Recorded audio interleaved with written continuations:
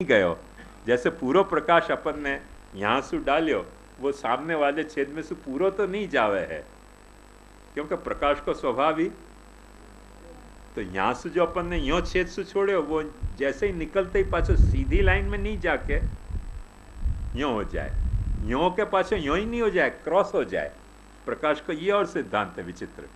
तो क्रॉस हो के यो चले जाए, यो चले जाए और यो जाके पाछो मिल जाए। तो प्रिडिक्टेबल वाको कोर्स नहीं है जाने को। अनप्रिडिक्टेबल ही वो काम क्रोध लोभ मोह मद मात्सर्य सबको निरोध कर सके। प्रिडिक्टेबल ही भागवत की लीला को जो कोर्स है, वह में अपन इतना कह सके कि भक्तन को निरोध किया है। सो वाई नॉट भक्ति? आया ख्याल में? ये आपको दशम स्कंद को विषय है। मैं समझूं कि ये दशम स्कंद को विषय आज अपन ने कियो, कल से अपन प्रकरण को विषय लेंगे। अपने को प्रकरण और अध्याय देखना है। तो ये स्कंधार्थ अपन ने, शास्त्रार्थ अपन ने देखियो, स्कंधार्थ देखियो, कल अपन प्रकरणार्थ लेंगे और बात तरह से अपन आगे बढ़ेंगे। दृढ़ चरणन केरो भरोसो, दृढ़ चरणन केरो, श्री वल्लभ नख चंद्र छटा बिन, सब जग माज अंधेरो भरोसो, दृढ़ चरणन केरो। साधन और नहीं या कली में, जासो निवेरो। सूर कहा कहे विविध आंधरो, बिना मोल को चेरो भरोसो, दृढ़ चरणन के। चिंता संतान हंतारो, यत्पादाम्बुजरेणव, स्वीयानां तान् निजाचार्यान्, प्रणमामि मुहुर्मुहुः। देखो एक उच्चारण सुधार लो, प्रणमामि मुहुर्मुहुः नहीं, प्रणमामि मुहुर्मुहुः। मामी दीर्घ बोले ना तो आपका मतलब मामी हो, मामा की पत्नी। प्रणमामि मुहुर्मुहुः। यदनुग्रहतो जन्तुः सर्वदुःखातिगो भवेत्, तमहं सर्वदा वन्दे श्रीमद्वल्लभनन्दनम्। अज्ञानतिमिरान्धस्य ज्ञानाञ्जनशलाकया,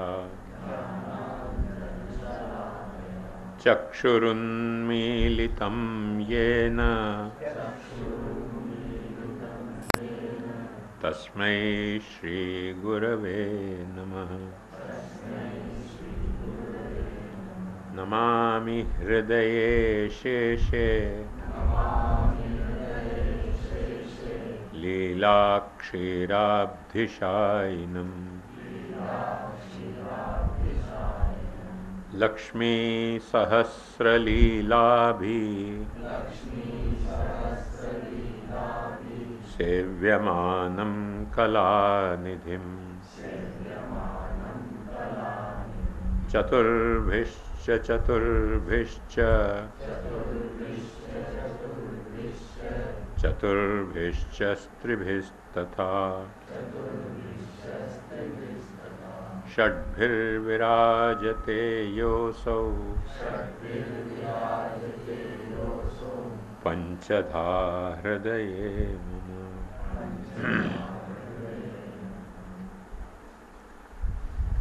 मति कृष्णे गति कृष्णे रति कृष्णे स्तु सर्वदा। मति कृष्णे गति कृष्णे रति कृष्णे स्तु सर्वदा।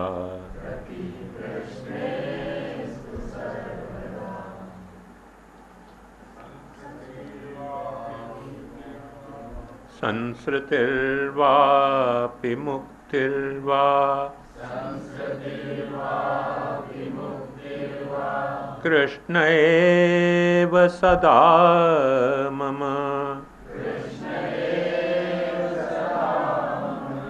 मति कृष्णे गति कृष्णे रति कृष्णे स्तु सर्वदा। मैत्री कृष्ण जनैः साकम् द्वेष श्री कृष्ण द्वेष्टरी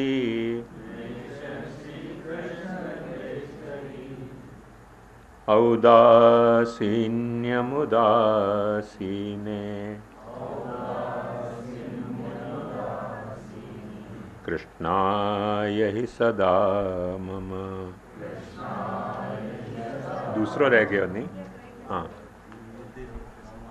बुद्धि श्री कृष्ण माहात्म्य ज्ञानाय उद्घोषणाय वा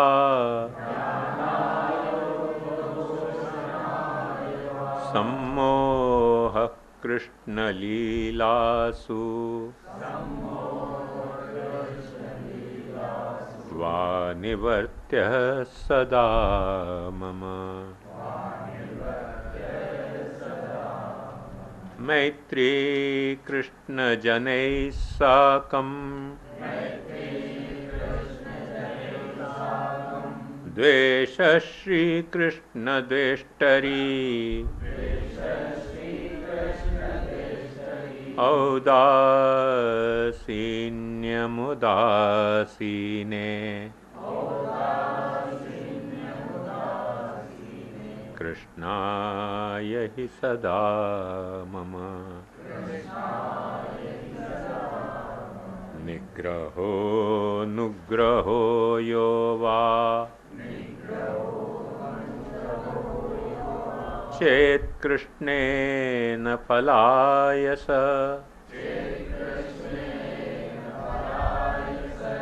कृष्णास्य कृपयैवं हि भूयाद्भावः सदा मम। दशमस्कन्धतात्पर्य चतुश्लोक्यां निरूपितम्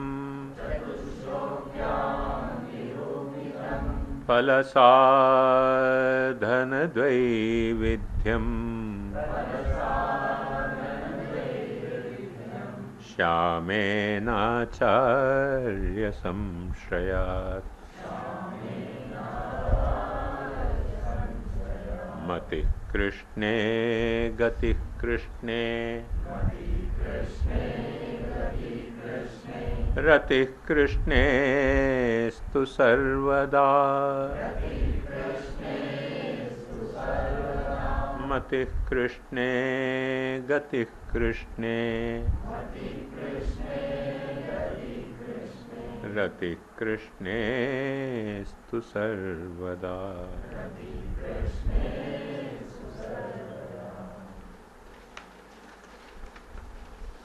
कल तो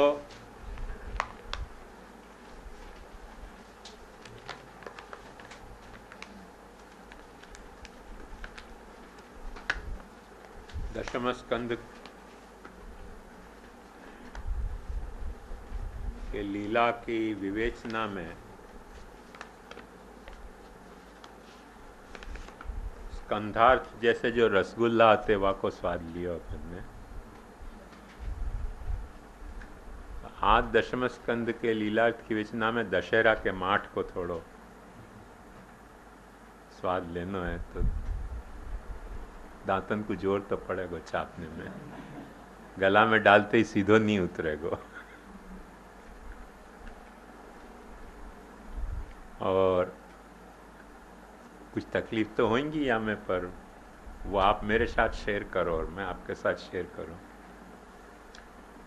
अपेक्षा मेरी ये है कि जो आपको कठिन लगे वो आप मुझ पूछ के और तुरंत आपको खुलासा ले सको, मन में दुखी होने के बजाय। और पूछो नहीं तो फिर मैं भी लाचार हूं। ऐसे एक सूक्ति में कहा जाए कि पूछने वालों सिर्फ 2 या 4 मिनट के लिए दुखी होवे कि सबके सामने पूछना पड़े, पर नहीं पूछने वालों जिंदगी भर दुखी रहे। तो जिंदगी भर दुखी रहने के बजाय 2-4 मिनट दुखी होना अच्छी बात है ना। तो पूछ लोगे तो अच्छा रहेगा।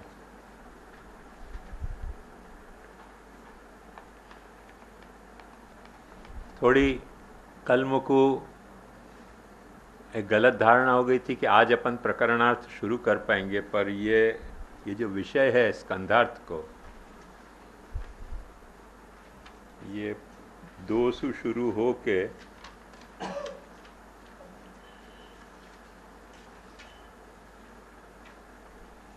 और 17वें पेज तक जा रहे हो। तो आज तो पूरे होने के कोई या के चांस ही नहीं है, बिल्कुल काफ़ी विस्तृत है। अपन करेंगे जैसे भी होएगा बात रसो। प्रकरणार्थ तो आज आना नहीं, क्योंकि ये अपने को पहले समझना पड़ेगा और ये ज़्यादा इम्पोर्टेंट बात है समझने के लिए।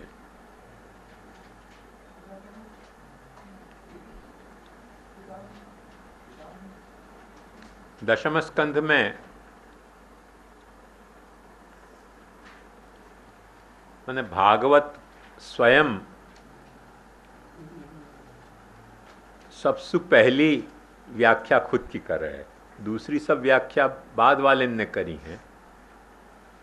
वह भागवत ने खुद ने अपनी व्याख्या खुद करी है कि प्रत्येक स्कंध को अर्थ क्या है, और वो द्वितीय स्कंध में करी है।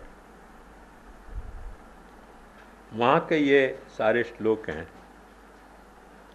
तो ये भागवत खुद की जब वक्त व्याख्या कर रही है, वह वक्त उन व्याख्या को देखे बिना, उन व्याख्यान के प्रति अनदेखो बर्ताव करके अपन आगे बढ़ें तो भागवत के साथ न्याय नहीं हो सकेगा। या लिए इन श्लोकन को यहाँ खास लियो।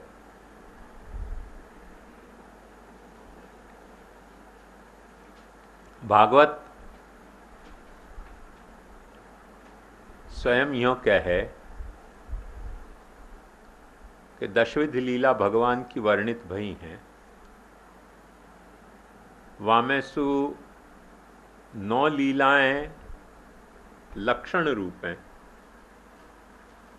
और 10वीं लीला जो है आश्रय, वो तत्व रूप है।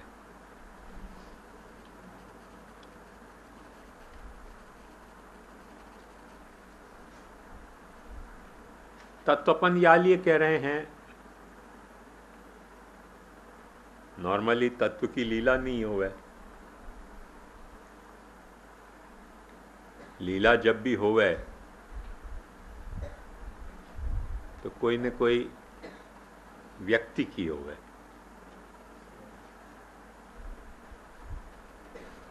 थोड़ा सो या संदर्भ में एक बात समझ लो, शायद तो पहले भी मैंने यहाँ कभी समझाई होगी।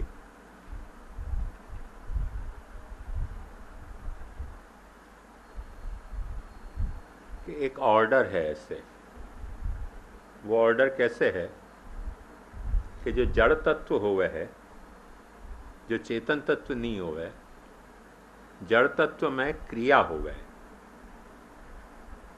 जैसे पंखा चल रहे है तो अपन या को ये नहीं कहेंगे कि लीला है, न पंखा चल रहे हो या को अपन कर्म कहेंगे। ये कर्म नहीं है, एक क्रिया है। कोई भी, जैसे हवा बह रही है, आग की लपटें ऊपर उठ रही हैं, पानी बह रहे है, ये सब क्रियाएं हैं। क्यों क्रियाएं हैं? क्योंकि ये इनके स्वभाव से चल रही हैं, इनकी इच्छा से नहीं चल रही हैं, इनके विवेक से नहीं चल रही हैं। तो जा वक्त कोई क्रिया अपने भीतर है, वो की वही क्रिया, देखो ध्यान से समझिए, वो की वही क्रिया है, दूसरी क्रिया नहीं आएगी। वो की वही क्रिया जा वक्त अपने ज्ञान, इच्छा और प्रयत्न से चलती होए तो वो क्रिया नहीं रह जाके कर्म बन जाए। अब जैसे आप लोग मुझको बताओ कि सांस चल रही है, वो क्रिया है कि कर्म है? क्रिया है, क्योंकि अपनी इच्छा से नहीं चल रही है।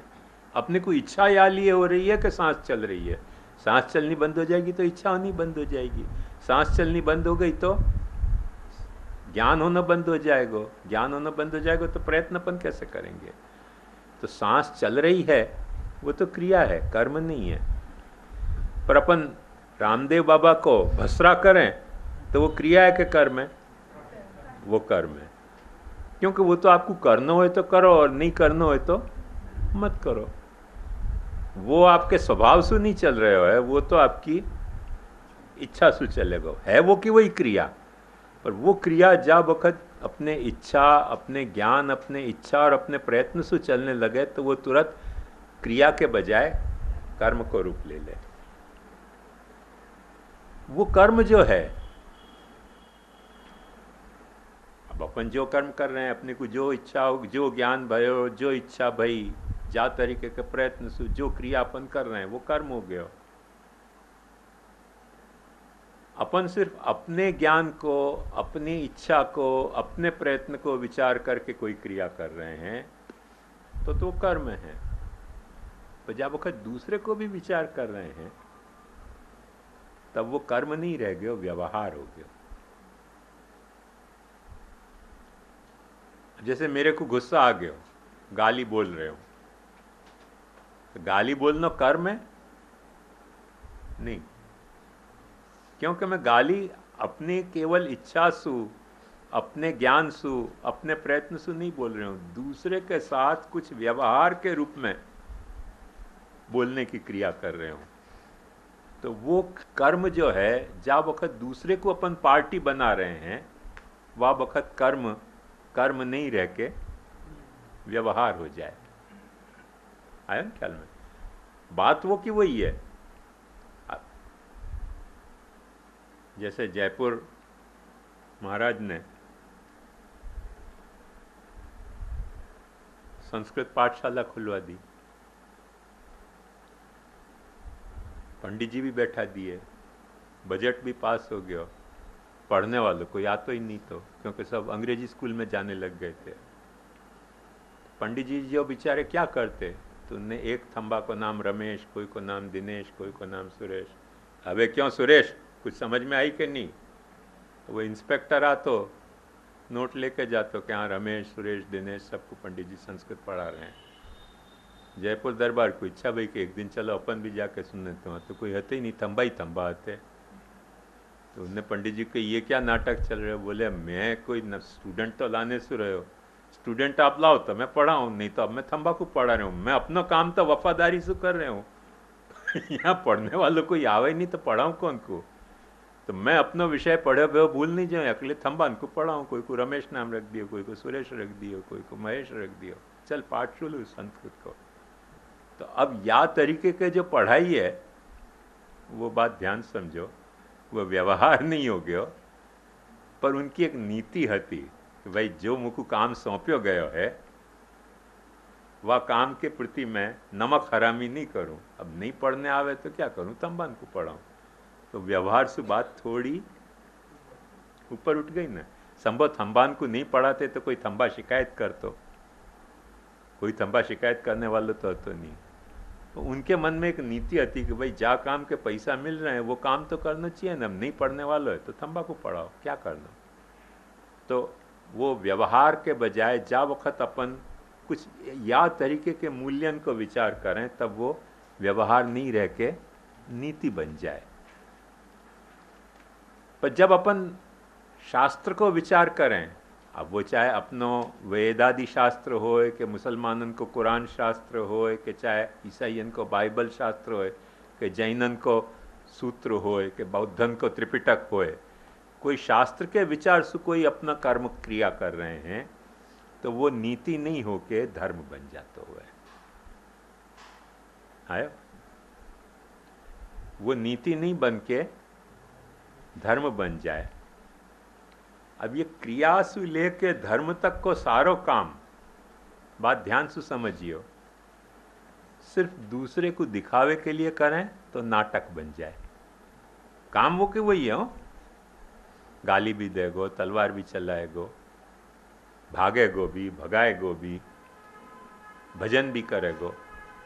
भजन खुद के लिए नहीं कर रहे हो, कोई नीति के लिए नहीं कर रहे हो, कोई धर्म के शास्त्र में विधान किया वासु नहीं कर रहे हो, दूसरे को दिखाने के लिए कर रहे हो, तो वो सब नाटक हो गया। नाटक कलात्मक नाटक भी हो सके और पाखंडात्मक नाटक भी हो सके। नाटक दोनों तरीके के हो सके, नाटक की दोनों वैरायटी हैं।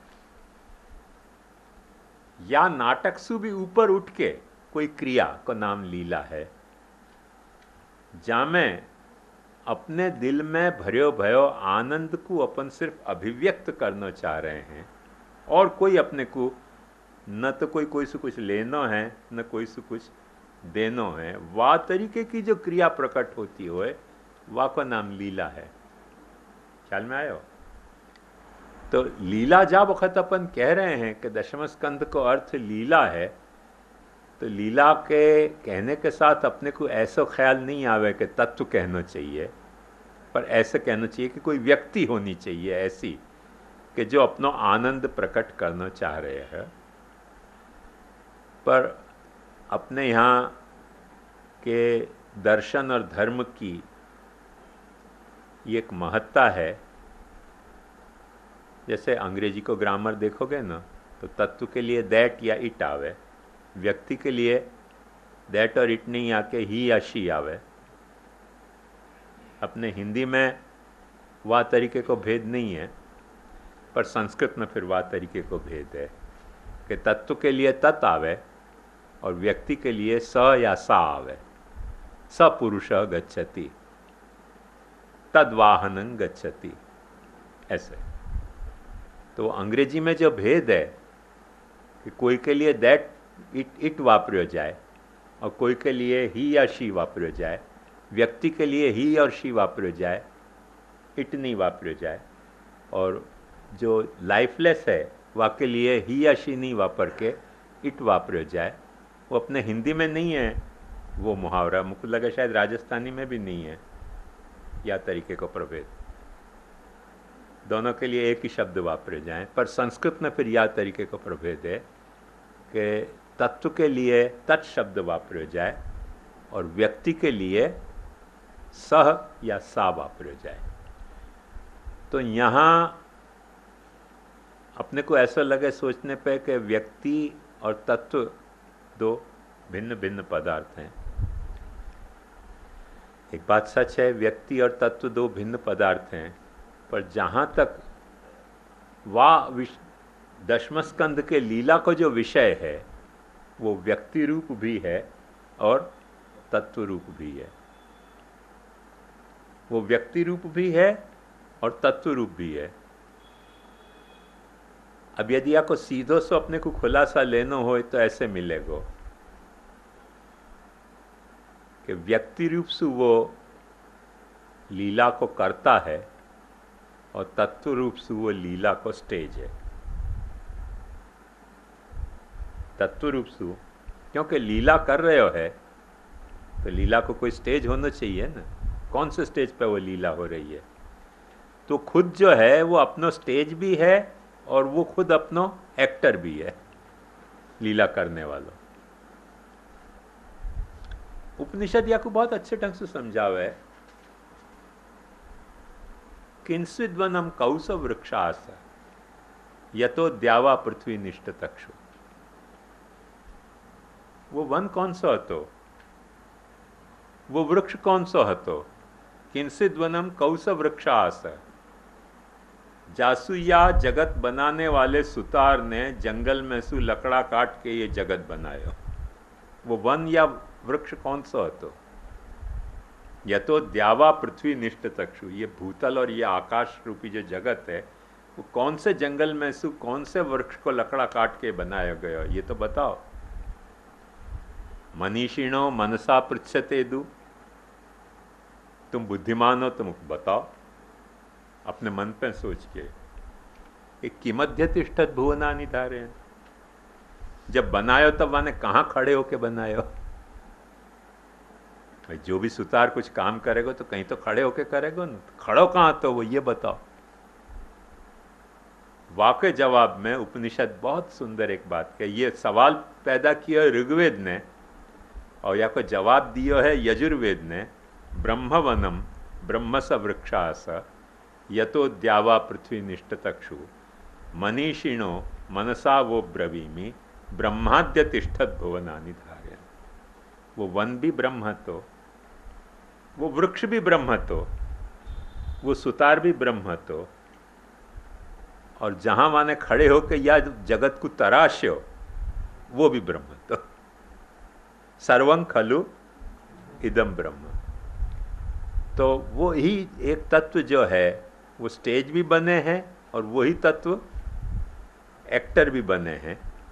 या तरीके की स्थिति होने के कारण वह तत्व की लीला भी है और वह तत्व की क्रिया भी है। सो क्रिया सु लीला तक के जितने कोर्स हैं वो सब कोर्स करने वालों वो है। कहीं जगह कोई क्रिया हो रही है तो वो क्रिया वो कर रहे हो है। मैंने उपनिषद या को कहे कि पवन चल नहीं रही है वो चल रहे हो है, पानी बह नहीं रहे हो है वो बह रहे हो है। ख्याल में आयो? ऐसे ही उपनिषद या बात को भी समझावे है कि तुम जो कर्म कर रहे हो वो तुम नहीं कर्म कर रहे हो, दरअसल वो तुमसे वो कर्म करवा रहे हो है। एषौ एव साधु कर्म कारयति यम ऊर्ध्व मुनिनीशति, एषौ एव असाधु कर्म कारयति यम अधो निशति। कर्म भी वो करवा रहे हो है, लिहाजा व्यवहार जो करवा रहे हो है वो भी वो ही करवा रहे हो है। और वो कोई दूसरे के साथ व्यवहार नहीं कर रहे हो। वाकई सारे व्यवहार जो हैं वो खुद के साथ है। मुझको जयपुर के भटजी की याद आ गई। जयपुर के भटजी रहते हमारे बम्बई में ही पड़ोस में ही रहते, तो अक्सर बड़ी मज़ेदार उनको बोलने को तरीका बड़ा मज़ेदार रहता। अरे वाह भट्ट पारे, क्या बात सूझी है तेरे को। कौन के लिए करे? कोई के लिए नहीं हो, खुद के लिए। तो मुका के कही कि श्याम बाबा आज भट्ट प्यारे को ऐसी बात सूझी है, मैं आपको बता रहा हूँ। मुकुआ में थोड़ी सी मिस्टेक कुछ लगी, भट्ट जी पर इसमें ये मिस्टेक है, भट्ट तुम मूर्ख हो। नहीं, इतनी गंभीर बात नहीं है कि भट्ट मूर्ख है, थोड़ी सी मिस्टेक है। नहीं, अत्यंत निकृष्ट बात है। भट्ट जी को सारो व्यवहार दूसरे से नहीं होता तो वाह भट्ट प्यारे वाह, शाबाश शाबाश शाबाश, खुद ही खुद की पीठ को शाबाशी देते।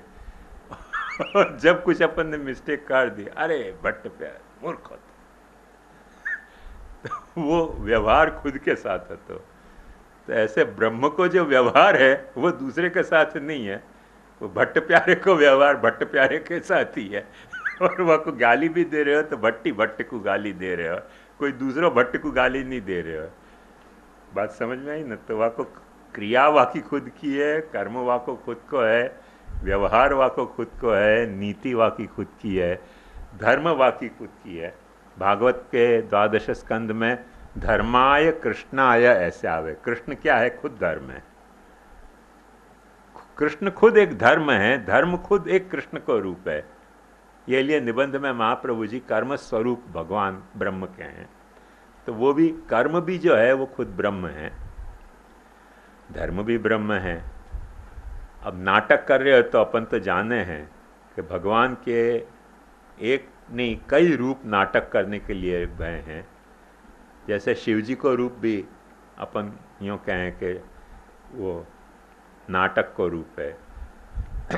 अपने ठाकुर जी को भी अपन नटवर नाम के हैं, तो वो नट करे, नाटन करे, सच सुप्राण निकल जाए तो आंख खुली रह जाए, ऐसे ऐसे लोग में प्रचलित धारणा हैं। पर क्या हुआ है कि जा वक्त कोई व्यक्ति को अपन काम करते नहीं देखें, वह वक्त अपने को